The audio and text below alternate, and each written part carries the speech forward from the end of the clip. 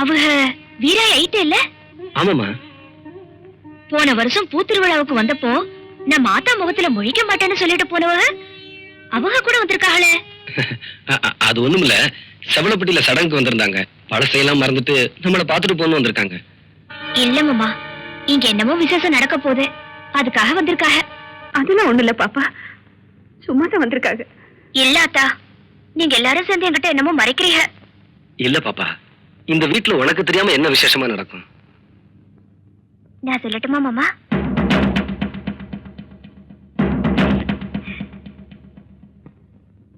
நான் சாக போறேன்னு தானே இவங்க எல்லாம் வந்திருக்காங்க.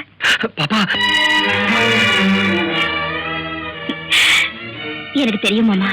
இல்ல பாப்பா, உனக்கு ஒண்ணு இல்ல. நீ நாதா கோயில சேலை கொடுத்த அன்னைக்கு சந்தியாமா உங்ககிட்ட சொன்னதை நான் கேட்டுட்டேன்.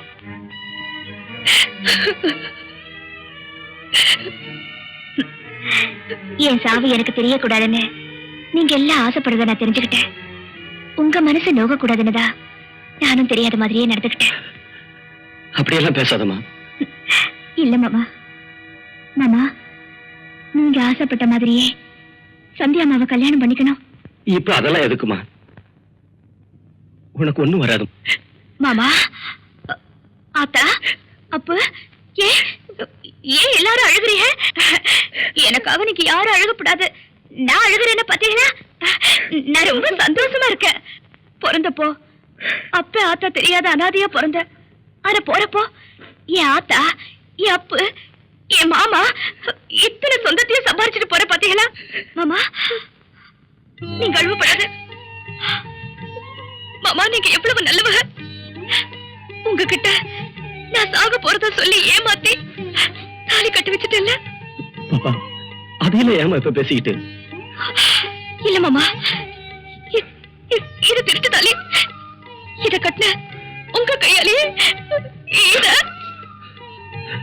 உன்னையே நான் ஏத்துக்கிட்டதுக்கு அப்புறம் தாலி என்னமா? ஏ மாமா, நிஜமாவே என்ன பொண்டாட்டியே ஏத்துக்கிட்டீங்களா?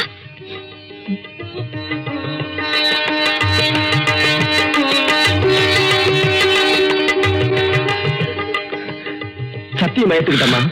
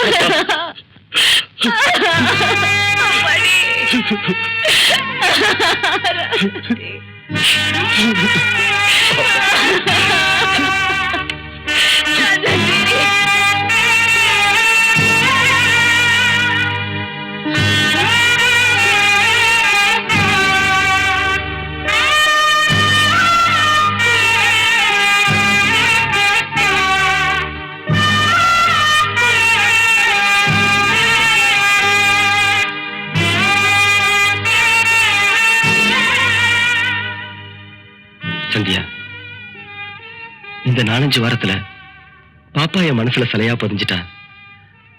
இனி வேற ஒருத்தி மேல இந்த அளவுக்கு அன்பு செலுத்த முடியுமான்னா நிச்சயமா அது என்னால முடியாது. தெரிஞ்சோ தெரியாமல உன் மனசுல ஆசைகளை வளர்த்துட்டேன். அதுக்காக என்ன மன்னிச்சிரு. நானே ஒரு முடிவுக்கு வந்த பிறகு நீங்க என்கிட்ட மன்னிப்பு கேட்க வேண்டிய அவசியமே இல்லை.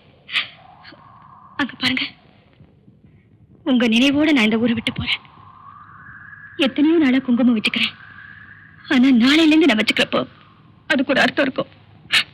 அது எனக்கு மட்டும்தான் புரியும். நான் வரேன்.